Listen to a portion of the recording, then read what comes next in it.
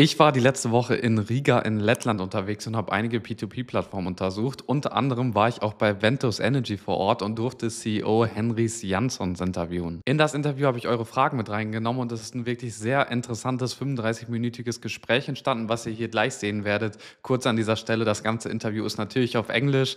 Verurteilt mich nicht, wenn mein Englisch nicht perfekt ist oder so. Das sind meine ersten Interviews überhaupt und Englisch kann ich zwar sprechen, aber ist jetzt auch nicht perfekt. Genau, aber für das Interview sollte es eigentlich reichen. Wenn nach diesem Interview noch irgendwelche Fragen bei euch offen geblieben sind, schreibt sie auf jeden Fall in die Kommentare. Ich bin jetzt regelmäßig in Riga und kann die Fragen jederzeit nochmal stellen, mache vielleicht auch nochmal ein Interview.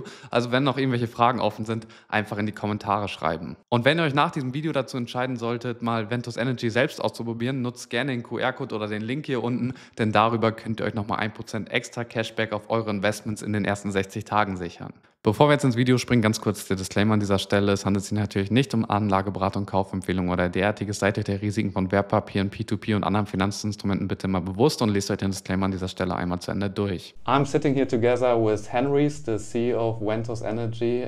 Thank you for hosting me, having me here and take your time. I have a couple of questions today from me and my community. And the first questions I have is just to introduce yourself maybe shortly and explain in easy words for beginners what Ventus Energy is doing, because a lot of people in Germany have no clue what they are doing. All right, welcome everyone. So Ventus Energy, we are it's in the name, energy production company, and energy means electricity, and energy means heat. Yes. Electricity, I think everybody understands, Exactly. And the heat is something that a lot of people don't understand what it is, but this is basically hot water.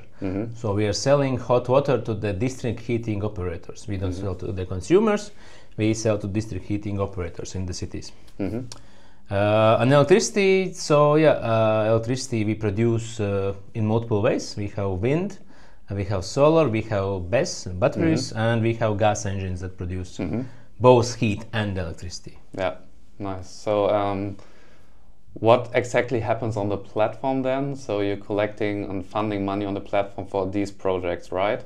So how is the financing or crowdfunding process for this? Maybe you can talk a little about the legal structures and stuff like this. So legally this is not crowdfunding, because crowdfunding means that you are collecting funds for somebody else. Exactly. We do not finance any third-party projects, we only finance our own projects. So, and in general, energy sector is super old, right? We had heat long time ago, and electricity is also very long, right? Being around for very long, and we are just bringing this peer-to-peer technology to this very old industry, and this allows us actually to move forward much faster than typically normally energy companies would do, because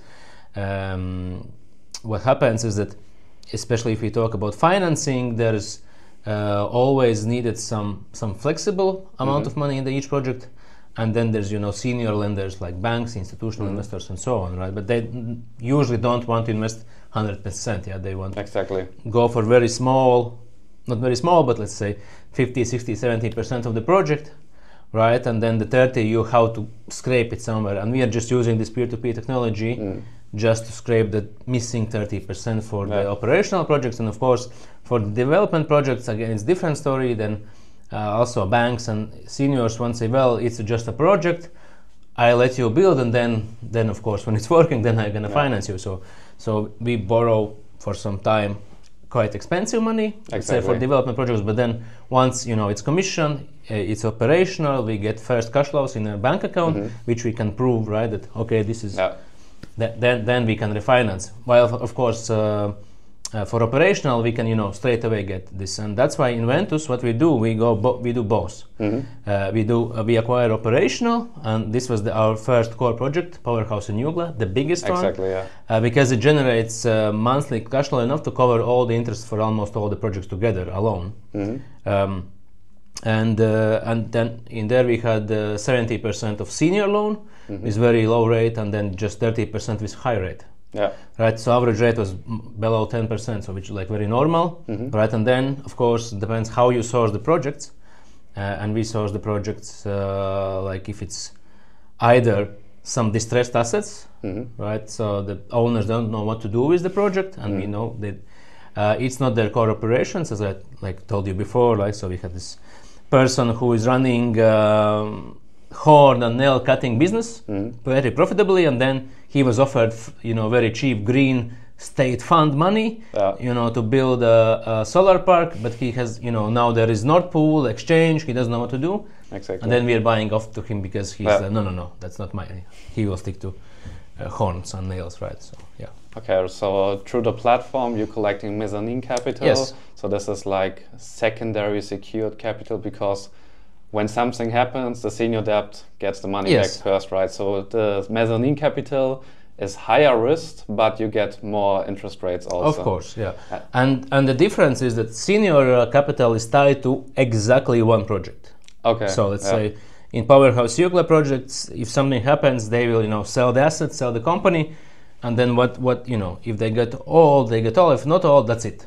Okay. Well, for mezzanine, we have structured in a way that regardless which project you invest, it's it's backed by all groups projects. Of course, if all groups projects fail, right, it's still a capital loss, right? Yeah. It's not guaranteed, right? Exactly. But we have this buyback obligation in case one project fails, all the good ones step in and take care of it.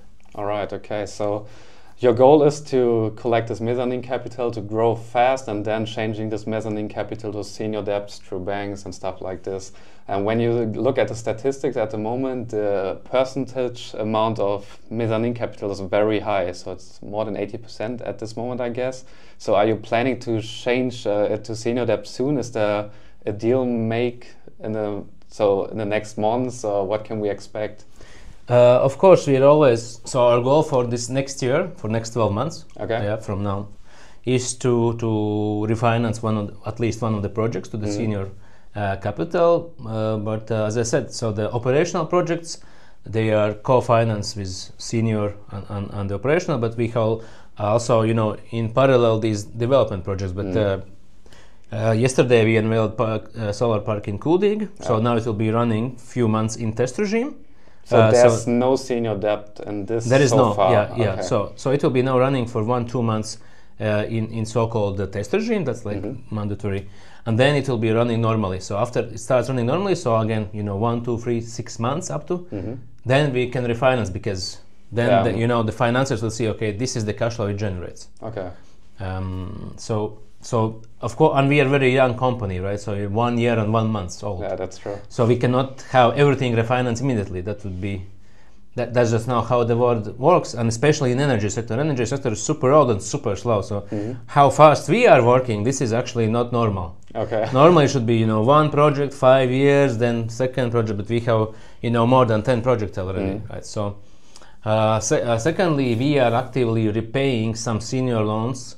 Let's say in Powerhouse Jugla, because as they have full collateral, there is some limitations what we can do and what we cannot do. Let's say we cannot change systems until we have reached certain repayment, right?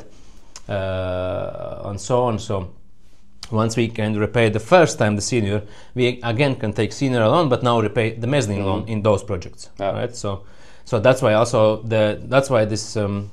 As you said, this proportion is a bit shrinking, because actually we are actively repaying the senior loan first, which might sound illogical because it's cheaper rate, but actually it's done so we can again take it again, but repay now the mezzanine part.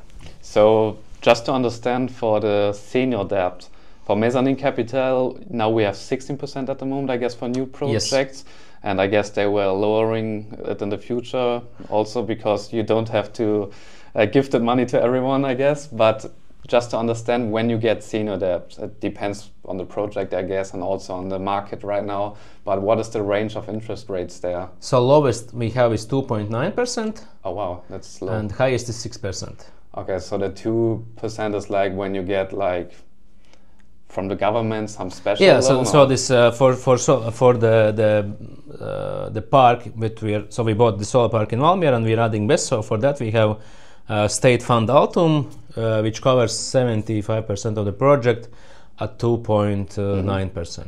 Okay. And it's 15-year-old. Now it's I guess already 14-year period. Yeah. So very good loan, and that's the perfect scenario. Yeah.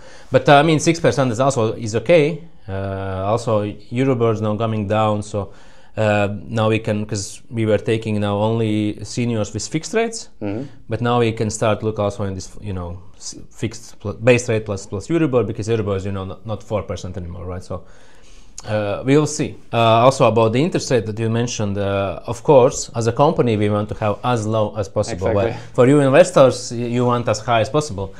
It's clearly understandable, but we are the company. Of course, we will try to look try to raise funds as cheap as possible. But we are 1 year old, so of course it's not going to be 8% next year, right? So we are doing it gradually. Also, we're looking on the market. So we have some new players like Afranga coming up, offers 16%. Debitum offers sometimes 16.5, and so on, right? We have to compete with those. So of course, that interest rate will also be based on competition, how fast we need the money. And speaking about fast, why we need sometimes money fast, I'll give you an example again with this Powerhouse Jugla. So there we start with this 18% rate and 5% cashback. And people say, wow, 5%, that's like so much, but I'll just give you an example. So in Jugla, so the average net income, basically after all the costs, so free money that is left, right? When we are looking at it, it was 350, but now the electricity prices jumped, so it's actually around 400 per month, 400,000 per month. So we needed to raise 30% of the purchase price, which is around 3 million. And then so 5% on 3 million, right, is 150,000. So if this cashback allowed us to raise money 1 month faster, just 1 month, means we spend 150,000 to get 400,000. Makes sense, yeah. But most likely it allowed us to get us 2 months faster, or maybe 3 months faster. So you see, so we don't give money away. So this is calculated thing, it's because we want to earn money, right? In the end, we the shareholders will get the money last, right? So equity holders get very last. It's senior, then mezzanine, and then equity. So for us, of course, it has to make sense business-wise, right? But this high cashbacks totally worth it, right? We bought it in record time, like in 2 months. So we started September, and in late November we signed this, and from December 1, it's our cash flow, right? So for sure, I mean, this is, although it looks expensive, but it's basically we give portion to you, but we also get a nice portion to ourselves. All right. So coming to the next question was like one of the most frequently questions in my community. It's about the regulation of the platform itself, and because a lot of Latvian companies already got the regulations from the Latvian bank or EU. So at the moment, Ventus Energy is not regulated as a platform. Do you want to be regulated in the future, or do you think it's necessary to be regulated? What are your thoughts on it? Because from my perspective, you're not regulated, but the energy market itself is very regulated. Or how is this? Yes, this is what I understand. So we are energy production company. We are not finance company. We are not.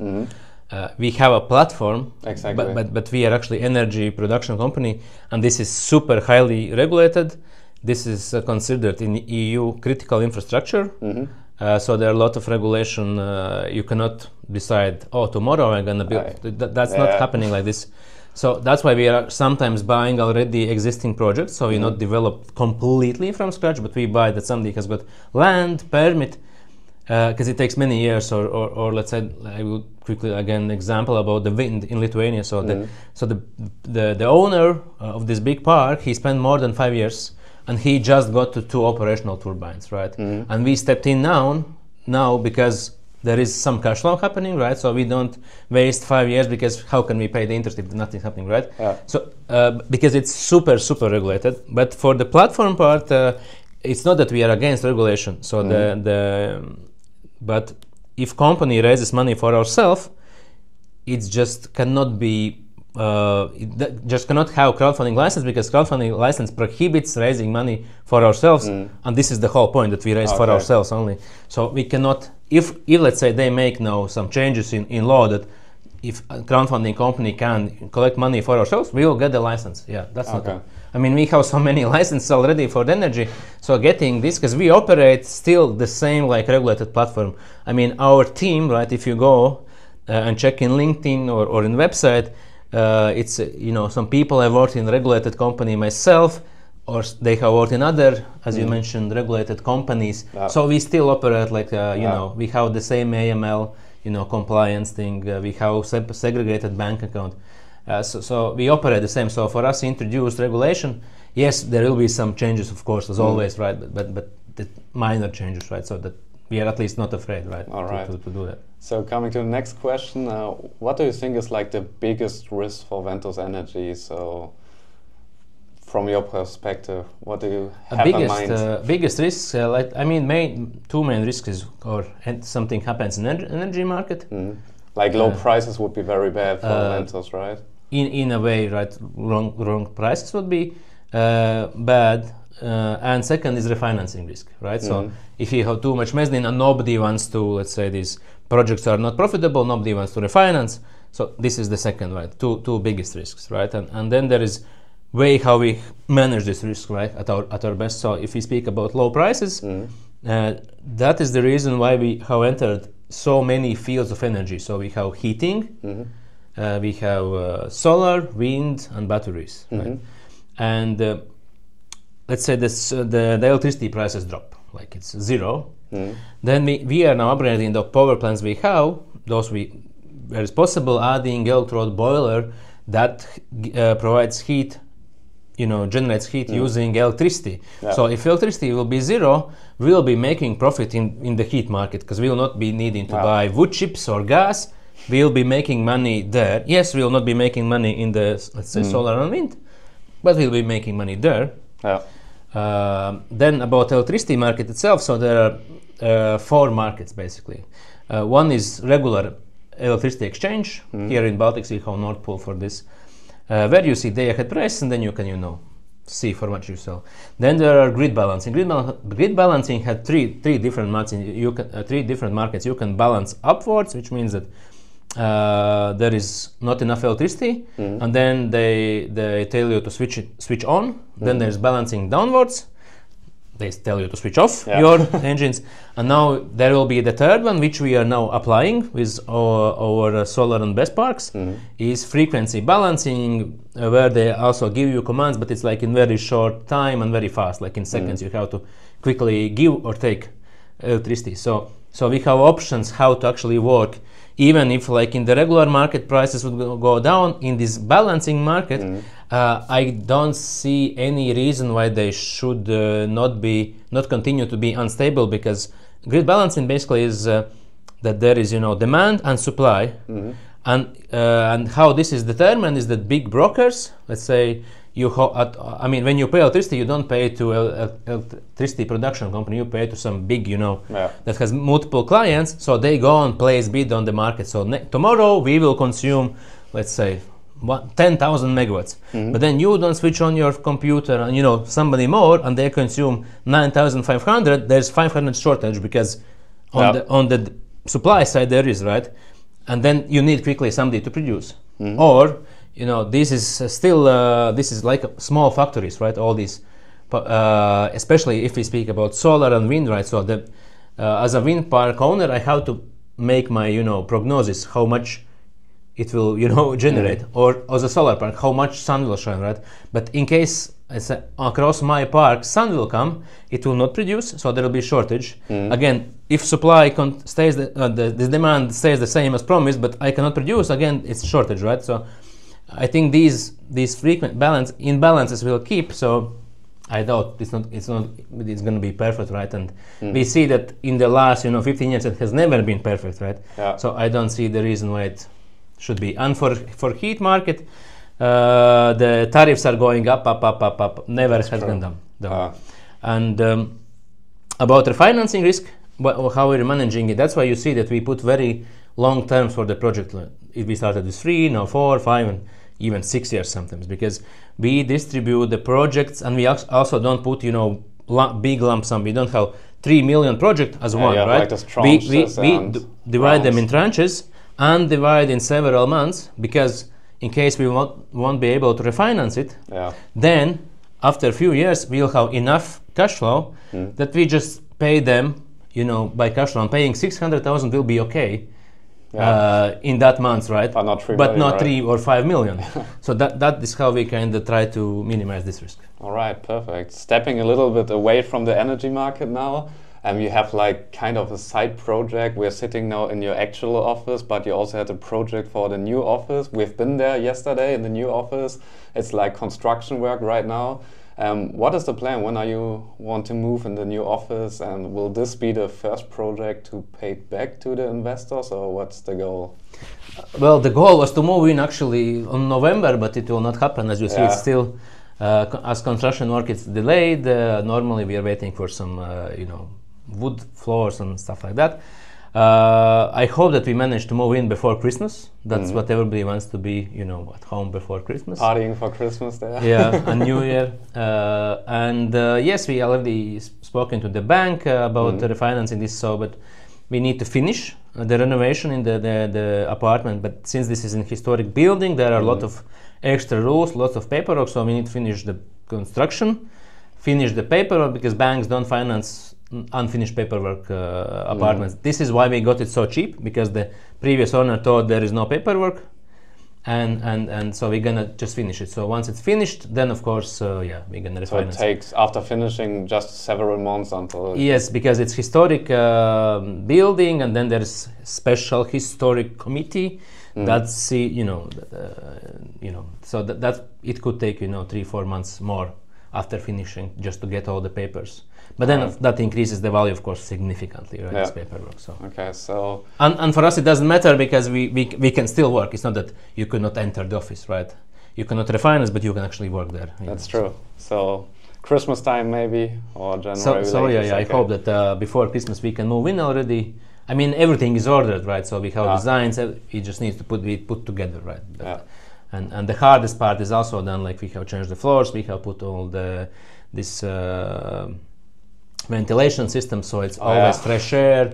It will be like very modern, like smart home in old historic buildings. So. Nice. So for upcoming projects, is there something? I guess there will be also next tranches and rounds for the existing projects already everybody knows about.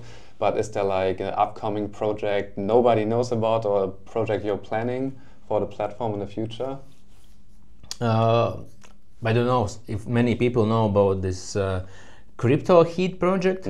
So this is something that we're gonna soon put out. Then we have bought, as I told you, like a farm of tomatoes and cucumbers. That is it's energy project, but that side products. As a side product, there comes cucumbers and tomatoes and salads. But in general, so we are quite well known at the moment. After 1 year, they have, they have locally, at least in the Baltics, they have heard about us. So now people just come and offer the projects. So actually, we can now sit and choose, and we can be very harsh on negotiations on the price. And if the price is not right, we just don't acquire it. So that's good. Then I hope we're gonna soon take over the powerhouse in Smiltene. So it's different city. It's monopoly heating. And once we do that, the same owners own in few other cities. So we hope to buy those plants as well from them. At least that was we have talked about it already. So, but again, it depends on the price, right? So we don't want to, as I said, as an equity holders, in the end we have to make. Should be some time we also make money. So now also depends right on operational ones. If we speak about the senior loans, the percentage, how much they finance as a senior loan, how much is the interest rate. So it has to make sense. So coming back to this crypto heating project, because I'm very into crypto, I like my biggest position is in Bitcoin from all my investments. What is actually the plan there? So you just put this Bitcoin miners on when you don't need the energy to sell to produce mining? So no, it's a bit. So as I said, it's energy project where crypto miners are involved. But this again is still the side project. Not the side, but so the idea is this. So the modern miners, they heat up very hot. So it used to be the miners heat up to 25-30 degrees. Which is not enough. So this is really waste heat. You cannot do anything. Nowadays they heat up to 75 degrees. And just an example, in Riga, like where we plan this, so when the temperature is 0, then you need to give to the system, to district heating at 78 degrees. So if it's above 0, it's less actually. So this 75 is very perfect. So we need to heat it up a bit or even not heat at all, right? To put in the seating in this. And if we can take this heat from the mining and sell it, means we can lower the production costs of the miners, right? So our idea is at the end to be mining at 0, which is, you know, 0 is mining at 0 is nice, right? So you can. The energy for this Bitcoin mining farm, when it's Bitcoin, is it coming from yourself, from other projects then? Because you need the electricity for the miners, or is it like buying it out on the market and then? It will be a bit complex. So we will have 5-year agreement with a big electricity provider. So we are buying it for normal price. Yeah.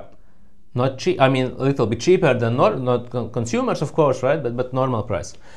But this price can be, you know, severely lowered, like very, very lowered, because we actually sell heat and get, you know, money back. So we pay, let's say we pay 57 euros for the megawatt of electricity, but we get then 60 euros for the heat. Of course, there is some salaries, all this, you know, there's some extra stuff in there, but so basically it's on 0. And then, so we plan this as 30 megawatt at the moment facility, so this is huge, quite huge. And so it's fixed price, right? So it doesn't matter what happens. For 5 years, right? Yeah, so fixed electricity price, and the heat, as I said, heat price has never lowered, right? It has been the same or upward. So I have to assume that for the 5 years, that will not be the first time the heat price lowers. And but as I said, we are making this as energy project. So our core goal is not to mine heavily crypto. So how we will do this is that in case electricity price in the market is very high, then we will not be mining crypto. We will be, because we have to buy this electricity. If you make this cheap electricity, then you have to take it. You cannot not take it, but you can sell it in the exchange. So if if electricity price, let's say above 150, then we buy it for 57 and sell it back immediately for 150. However, if we do that, so basically we do that by switching off the miners, and placing an order in the exchange. But then there would be no heat, right? Because they are off. So that's why we are also placing the gas engines, also 30 megawatts, that we turn them on when we switch off the miners. So they produce, and gas engines produce both heat and electricity. So because we will have connection to take 30 megawatts electricity, because when they are running, right? But when we sell on exchange, there is our wire is empty. So it's like, you know, virtual, right? So because there's some provider, but we are not taking ourselves, we are selling, you know, further. So our wire is free, so the gas engine can actually sell 30 megawatts, and we will be running only when the electricity price is high, right? So we make even more money, right? So that's why it's kind of energy project, and there is byproduct, the Bitcoin when the price is, let's say, low. So it's kind of an arbitrage between electricity. You buy electricity and sell heating. So for those who are crypto enthusiasts, how we lower the price to 0 is this, that we actually can use the heat and sell it and make it close to the 0, if not 0. But we will be switching off the miners if the electricity price is super high, because then we, you know, make profit just in euros, right? Not in bitcoins, but in fiat, because electricity price is high, and we can maintain this electricity, the heat. We have to maintain the. So the success of this project doesn't really belong on the Bitcoin price, because it's a byproduct. It's okay. That's interesting. It's somehow irrelevant, but of course we hope that it grows, right?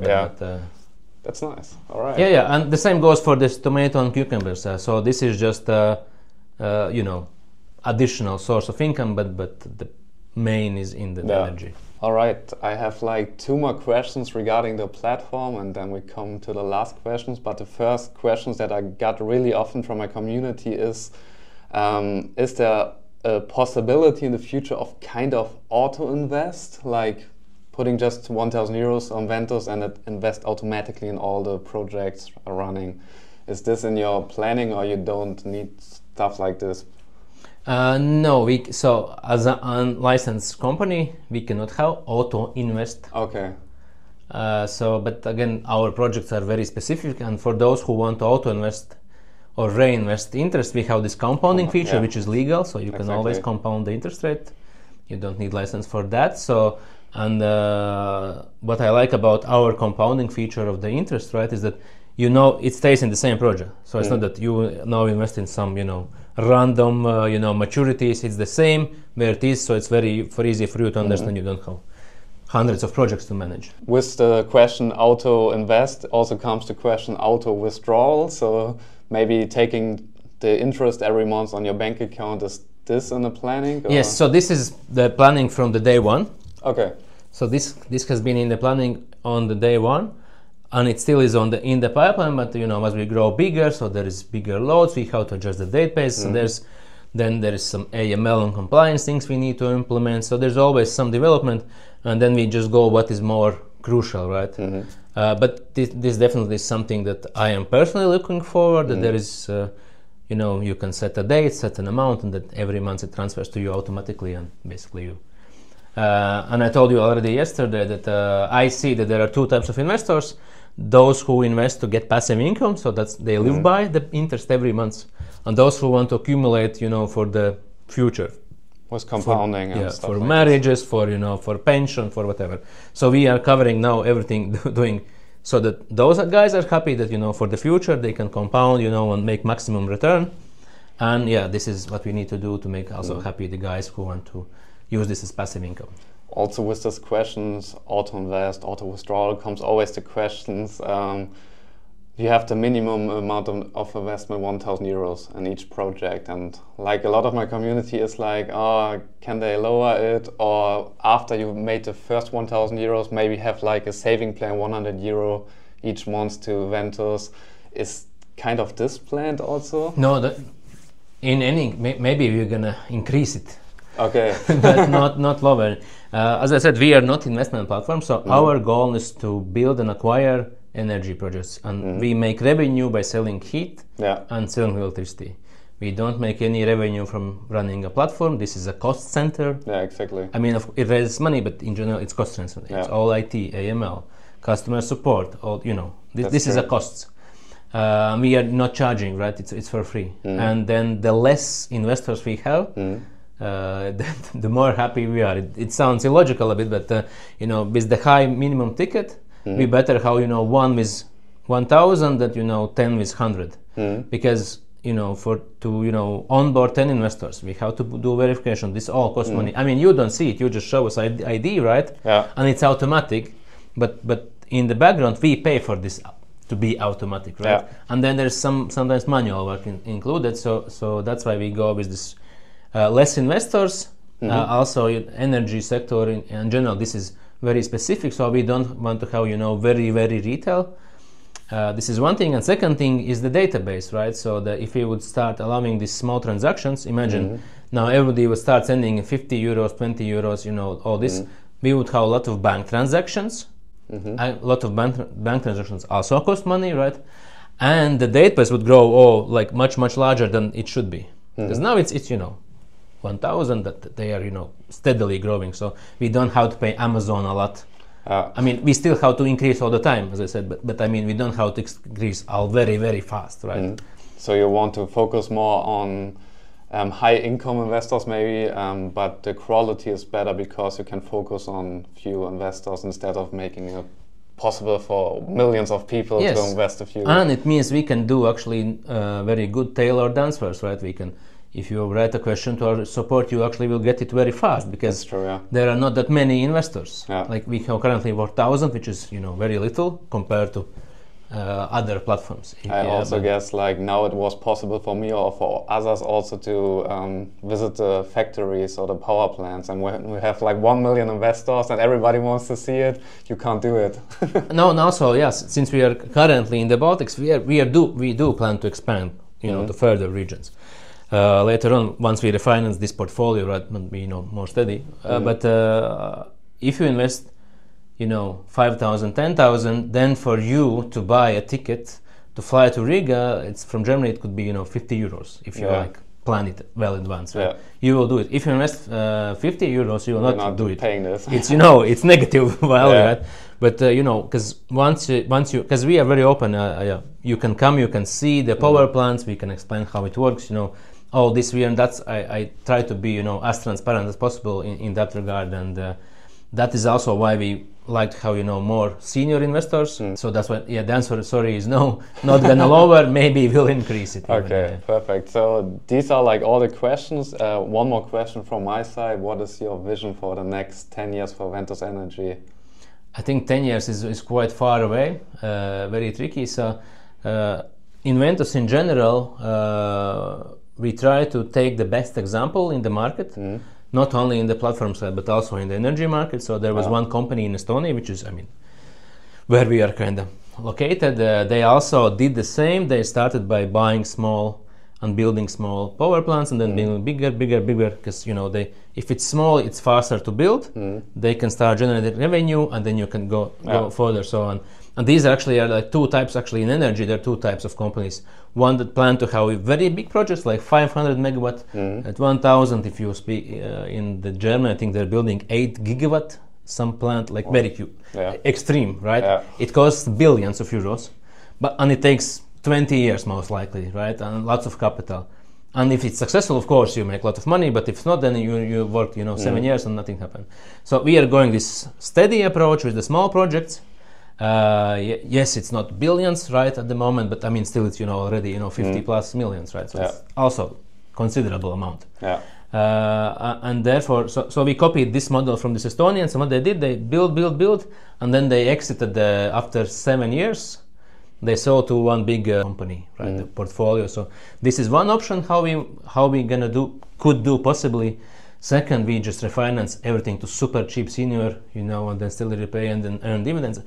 This is another option. Then in our team, our CLO Guido, he has placed many companies in the stock exchange. Like he has done multiple times IPOs. Another thing what we could do, so the options are open, right? And that's why we are doing also all those segments: heat, wind, solar, BESS. Also, and they are structured, the companies, in a way that we can easily, by selling this group entity, we can, you know, sell the whole business. Let's say if somebody wants just solar, okay, here we can sell, right? And then use the funds to, you know, to work on other sectors. Okay, nice, perfect. Thank you so much. These were all questions. Thanks for the time. Sure, happy. Nice, thank you. Ja, das war's mit dem Interview. Wie gesagt, wenn noch Fragen offen geblieben sind, schreibt sie gerne in die Kommentare, dann nehme ich sie beim nächsten Mal mit. Und solltet ihr euch jetzt dazu entschieden haben, Ventus Energy vielleicht mal auszuprobieren, nutzt auf jeden Fall den Link oder den QR-Code hier, denn darüber könnt ihr euch nochmal 1% Cashback auf eure Investments in den ersten 60 Tagen sichern. Ansonsten war's das mit dem Video. Ich würde sagen, lasst gerne einen Daumen nach oben und ein Abo da. Wir sehen uns dann im nächsten Video wieder. Bis dahin und ciao.